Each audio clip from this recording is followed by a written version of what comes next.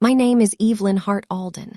I'm 32 years old, a marketing specialist who has built her career on reading subtle cues body language in boardrooms. The shift of a client's tone before objections land. That skill never failed me at work. I didn't expect it would be the only thing keeping me steady at my own family's dinner table. The old house in Savannah creaked as I stepped inside, Spanish moss swaying against the windows. My dad, Charles Hart, greeted me with a curtain nod instead of his usual warm slap on the back. My mother bustled around the kitchen, humming too loudly, and my sister Vivian Hart scrolled her phone on the couch, her diamond-studded watch catching the chandelier light. The smell of lasagna filled the dining room, but the air was tight, rehearsed, as if everyone had memorized lines from a script I hadn't been given. I set my bag down and walked toward the table. That's when I saw them. On the sideboard near the silverware lay a stack of legal documents. Charles Hart stood close to Vivian Hart, his brow furrowed in concentration while she bent over the papers. My heart lurched as my eyes caught the ink. My name written in a hand that was mine but not mine. The strokes clumsy, too rounded, the tail of the A curling wrong. A forged signature, bold as daylight. For a breath, I froze, the room humming around me. Vivian Hart smirked like a child caught doodling, then quickly shifted to cover the page. Dad cleared his throat, too casually, shuffling the papers aside. They thought I hadn't noticed. I lifted my glass of water, keeping my hands from shaking, and smiled. Years of negotiation taught me the power of silence. They believed they were steps ahead, but none of them knew the truth that the accounts they were so desperate to access held exactly one and a red alert trigger. The moment they tried to touch it, alarms would flare where they least expected. I sat down at the table, resting my napkin on my lap, the mask of a beautiful daughter in place. The trap was already set. Outside, the Savannah dusk settled, cicadas buzzing through the open windows, and I thought of the woman whose wisdom had prepared me for this moment. The clink of silverware in Savannah that night stirred a memory so vivid it almost pulled me out of the room. I was 9 again, sitting across from Grandma Margaret Lane at her favorite diner on Broughton Street. The red vinyl booths squeaked when I shifted, and the smell of oregano and melted cheese wrapped around us like comfort. She'd order a large pizza, thin crust, always the same. When it arrived, she'd slide it closer and cut it into uneven slices with her own knife, ignoring the waiter's neat triangles. "This one's for rent and groceries," she'd say, setting aside the biggest wedge. "This one's for the future savings." Another slice landed on the napkin between us. "This smaller one is for giving, for helping someone else." She tapped the tiniest piece with a grin. "And this little sliver is for fun. Spend it on something that makes you smile so you don't resent the rest." At 12, I started my own ledger in a spiral notebook, tracking the quarters I earned mowing lawns or folding laundry for neighbors. Margaret Lane would look it over during our Saturday breakfasts, nodding at the tidy columns, asking gentle questions that made me think harder about what I wanted long-term. By 16, I was babysitting nearly every weekend in our cul-de-sac, and I used the cash to open my first investment account. Margaret Lane came with me to the bank, her hand steady on my shoulder as I signed the forms. Vivian Hart never saw the point, 3 years older. She burned through her allowance on clothes or gadgets before the week was out when she needed more. Our parents slipped her 20s, shaking their heads with a smile as if indulgence were affection if she wrecked a neighbor's fence with her skateboard. Mom and Dad covered it if she forgot to save for a school trip. They paid. Margaret Lane noticed one afternoon after Vivian Hart had breezed in bragging about new shoes she hadn't paid for. Grandma leaned close and spoke low. "Don't let their habits convince you you're wrong. Caution isn't stinginess. Evelyn Hart, it's strength. Remember that." I did remember. Every neat entry in my ledger carried her voice beside it, steadying me when the house felt tilted. By the time I was 14, my spiral notebook ledger had thickened with pages of numbers. I'd saved every dollar from babysitting, mowing lawns, even scrubbing windows for our neighbors on Gaston Street. All of it was leading to one goal, a simple laptop for schoolwork. I kept the cash tucked inside a blue ceramic jar in my closet, the lid sealed with tape, the total written in neat ink on the bottom of each page. One Friday afternoon, I came home from school humming, ready to count the bills one more time before heading to the store. The next day, when I lifted the jar, it felt lighter. My hands shook as I peeled off the tape and opened it. More than half the money was gone. Downstairs, Vivian Hart lounged on the sofa, her skateboard propped by the door. She was laughing with Mom, who was explaining to Dad about the Johnsons' mailbox shattered when Vivian Hart had flown down the hill showing off her friends. "We'll pay them back," Mom said breezily. "It was just an accident," I blurted out. "Where's my money?" Dad barely looked up. "We'll replace it soon. Evelyn Hart, family helps family." Vivian Hart smirked, tossing her hair. "Relax. You'll make more. You always do." The humiliation burned hotter than the loss itself. My hours of sweat in Savannah's sticky heat, the blisters from raking leaves all erased in a shrug, and a promise that never came true. I clenched my fists but said nothing. In that house, protest was treated like selfishness. That weekend, Margaret Lane found me sulking on her porch swing. She handed me a glass of sweet tea and waited until I spoke. My voice cracked when I told her what had happened. She didn't look surprised. She just sighed, eyes steady on mine. "Boundaries protect your foundation," she said softly. "If you don't guard what you've built, others will take without shame. And once you let them, they'll never stop." Her words sank deeper than any loss of cash. That was the day I realized my parents' fairness wasn't coming. If I wanted stability, I'd have to defend it myself. The seed was planted, small and sharp, growing with each passing year. By the time Vivian Hart graduated high school, her transcript was speckled with C's and late reports. But that didn't stop my parents from celebrating her acceptance to an expensive private college in Atlanta. They gushed about the campus, the prestige, the doors it would open. Checks were written without hesitation. Tuition wired as if money grew on the Aylas outside our Savannah porch. I remember standing in the kitchen when Mom announced it, her face glowing.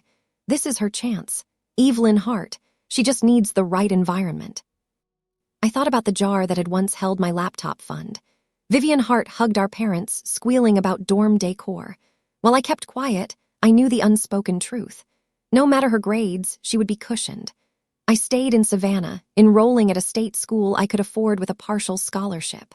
My days blurred between lectures and long shifts at a clothing store downtown, folding denim until my fingers ached.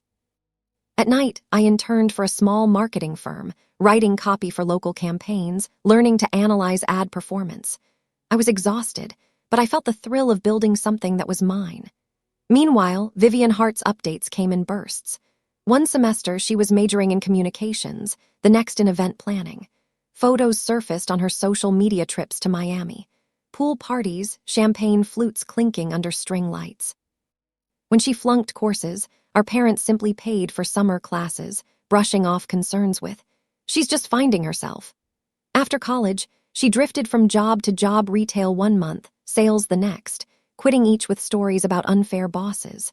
Yet she always reappeared with new handbags, glittering jewelry, and rented luxury cars. I pieced together how loans cossined by Dad, credit cards covered by Mom. When I earned my first real promotion at the firm, becoming a marketing coordinator, I drove home to share the news. Mom smiled politely. Dad nodded distractedly, and then both turned to Vivian Hart, who was describing her next big idea, a lifestyle blog she insisted would go viral. "She's got such potential," Dad said warmly, pride heavy in his voice. I stood there holding the weight of my own steady climb, invisible in the shadow of her endless potential.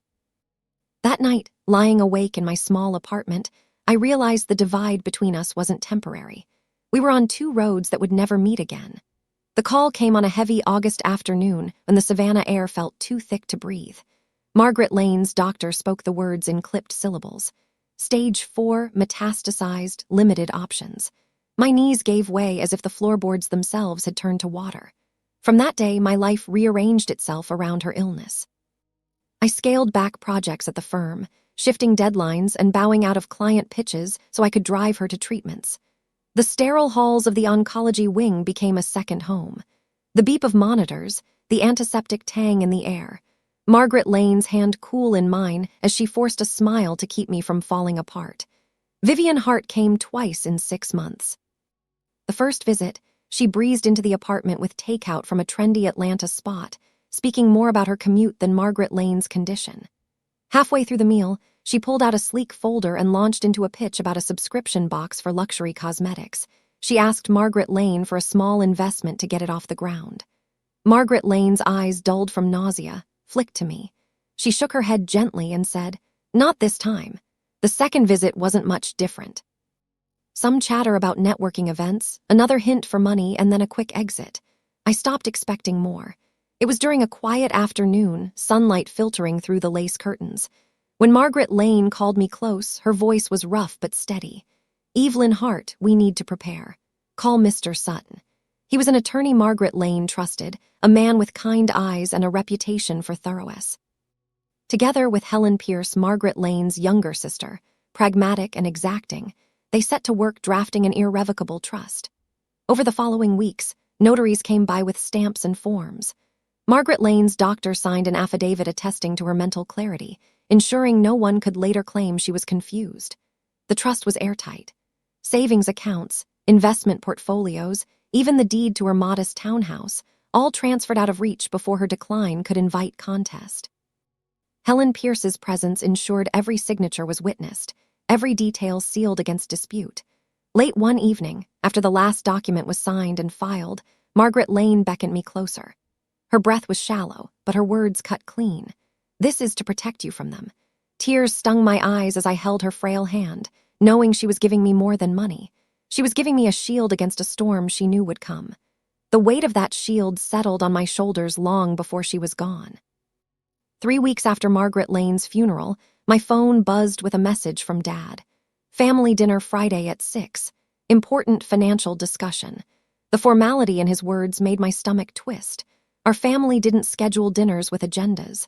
They happened in bursts, barbecues in the backyard, casseroles on weeknights. This was different. Friday evening, the Savannah dusk was heavy with humidity as I pulled into the driveway. Vivian Hart's luxury SUV gleamed under the oaks, rims polished like mirrors. I parked my modest sedan beside it, an echo of the two lives we had grown into. Inside, the familiar scent of Mom's lasagna hit me. She stood at the stove, fussing with a platter of cheeses I'd never seen at our table before. Dad greeted me with a stiff nod, his shirt collar too tight, his expression tighter. Vivian Hart lounged in the living room, scrolling on her phone, a designer bracelet catching the light each time she shifted her wrist. We sat for small talk, the kind that slides off the surface without touching anything real. As I carried drinks from the kitchen, my eyes caught on a stack of papers half covered by a napkin on the sideboard. Legal forms, my name scrolled across them in a clumsy hand. The same false curve on the A as before. My pulse quickened, but I set the glasses down calmly as though I hadn't seen later. While conversation hummed around the dining table, I excused myself instead of turning down the hall to the bathroom. I slipped quietly into Dad's study. The air smelled faintly of leather and old paper. On his desk lay a folder labeled Vivian Hart's Finances in his tidy handwriting. I opened it with trembling fingers. Inside were records, loan statements, overdue notices, and transfers showing more than $100,000 in bailouts across the last 5 years. Tucked between the pages was a printed email from Scott, Vivian Hart's ex-boyfriend. He had written months earlier warning my parents about her chronic overspending, pleading with them to intervene before she destroyed herself. They had ignored him. I snapped photo after photo with my phone. Each click, a layer of armor sliding into place. Footsteps echoed down the hall. I slid the folder shut and turned toward the bookshelf, pretending to study old family photos. Mom's voice came from the doorway, tight and suspicious. "What are you doing in here?" I forced a smile, just remembering Margaret Lane. Her eyes narrowed, but she said nothing as she led me back to the table where the lasagna was cooling untouched. By the time we sat down to dinner, the lasagna had grown lukewarm. Dad folded his napkin with careful precision, his voice adopting a tone I had only heard in business meetings. "We've been thinking about Margaret Lane's estate," he began, glancing at Mom, who nodded quickly. "Your sister's in a difficult spot financially, and since you're stable, it makes sense to redirect some of the inheritance her way." The words fell heavy, less request than decree. I kept my fork steady, the habit of restraint guiding me. "How much are we talking about?" Vivian Hart shifted in her chair, eyes fixed on her plate. Dad didn't hesitate. $250,000. It will clear her debts and give her a fresh start. I let the silence stretch before leaning forward. Debts from what exactly? Failed ventures, credit cards, luxury condos. Vivian Hart's head snapped up, her face flushed. "That's none of your business." Mom jumped in, voice trembling but insistent. "The market's been unkind to creative work. She just needs a chance." I tilted my head, the corners of my mouth calm. "Funny, Scott said something different. He mentioned vacations, designer bags, new cars. Vivian Hart's fork clattered against her plate. "You've been talking to him. He's bitter. He doesn't know anything." Before I could respond, my phone buzzed on the table. A red notification flashed across the screen. Unauthorized access attempt detected. Richard Evans's safeguard had tripped. I turned the phone so everyone could see the warning. Its glow harsh against the dim dining room. "Banks take forgery seriously," I said evenly. "This alert means the system flagged an attempted breach. If it continues, authorities will be notified." Panic rippled instantly. Mom's hand flew to her mouth. "Turn it off, Evelyn Hart. We can fix this quietly." Vivian Hart lunged across the table, fingers grasping for my phone. I pulled it back smoothly, not raising my voice. Dad's face hardened. "This is family. Family supports each other. Don't make this bigger than it needs to be." I met his eyes, steady as stone. "Margaret Lane created an irrevocable trust months before she passed. Everything you're reaching for is locked, untouchable. You knew her. Did you really think she wouldn't see this coming?" The silence that followed was jagged, cut through only by Vivian Hart's ragged breath and the faint tick of the clock on the wall. The weeks after that dinner spiraled into legal filings and cold envelopes stamped with court seals. My parents and Vivian Hart had wasted no time hearing a probate attorney, insisting Margaret Lane's trust was built under undue influence, that her mind had been clouded by illness when she signed. I read their accusations with a strange detachment, like they were describing strangers instead of blood. Richard Evans, calm as ever, built our defense piece by piece. He gathered the notary's journal with Margaret Lane's signature clear and dated, the affidavit from her physician affirming her mental clarity, the transfer records stamped weeks before her decline. Helen Pierce submitted her statement as witness, describing Margaret Lane's composure that day, her steady voice as she directed each clause. Every page felt like a stone placed carefully in the foundation. The hearing itself was brief. The courtroom in downtown Savannah was nearly empty. The scent of old wood and dust lingering under the hum of ceiling fans. The judge skimmed through the documents, asked a few clipped questions, and then delivered the decision in less than 20 minutes. The trust stood firm. Their claims dissolved, dismissed under Georgia probate law with no room for appeal. From there, everything collapsed quickly. Creditors closed in on Vivian Hart, repossessing her imported car in the middle of a parking lot, leaving her screaming at the tow truck driver. The lease on her luxury condo was terminated within weeks. Eviction notice taped to the glass door she once flaunted on social media. For my parents, the weight came heavier. Years of costing loans and hidden debts unraveled in Chapter 7 bankruptcy. Their once prized Savannah house, the one where alias bloomed each spring and where Margaret Lane's laughter had once filled the porch, went to auction.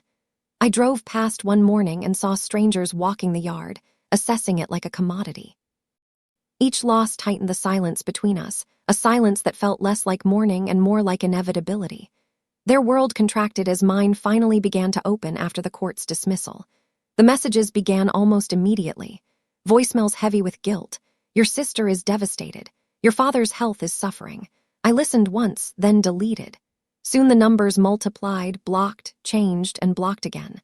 I told Richard Evans to handle anything necessary. He filtered the rest. For the first time in my life, silence became protection, not punishment. Still, the silence carried weight. In therapy, I learned how to sit with it. Dr. Marsh's office overlooked Forsyth Park, its windows catching the shade of moss-draped oaks. Week after week, we unpacked years of imbalanced resentment. I had buried the gnawing guilt of walking away and the strange relief of boundaries holding firm. No contact isn't cruelty. Dr. Marsh reminded me gently. It's clarity. It's choosing peace with space carved out. I began to think about what Margaret Lane had truly left me. Not just the trust, but the lessons she etched into every Saturday morning at the diner. Security, foresight, generosity with limits. I wanted others to feel the steadiness she gave me. So I started small. A workshop at a Savannah community center, folding chairs in a drafty hall, a whiteboard borrowed from a local teacher. I called it the Margaret Lane Financial Literacy Foundation. The name felt like a promise. Young adults showed up with notebooks and questions about credit, about saving when family pulled at them, about how to say no without drowning in guilt. I taught them the pizza method, drawing uneven slices on the board just as she had on the table so many years ago. The foundation grew quickly partnerships with schools, online webinars, volunteers who believed in the mission. Each session felt like a brick laid in something steadier than money. It was legacy built not in secrecy, but in community. One evening after a class ended, I cut a pizza for the group to share. I divided it the way Margaret Lane once had a large slice for essentials. One for the future, one for giving, a sliver for joy. Before I passed out the plates, I left a single slice untouched at the center of the table. Beside it sat a small framed photo of Margaret Lane, her smile quiet but fierce. The students laughed, reaching for their pieces. I looked at the slice left behind and felt the room steady around me. It wasn't loss anymore. It was continuity.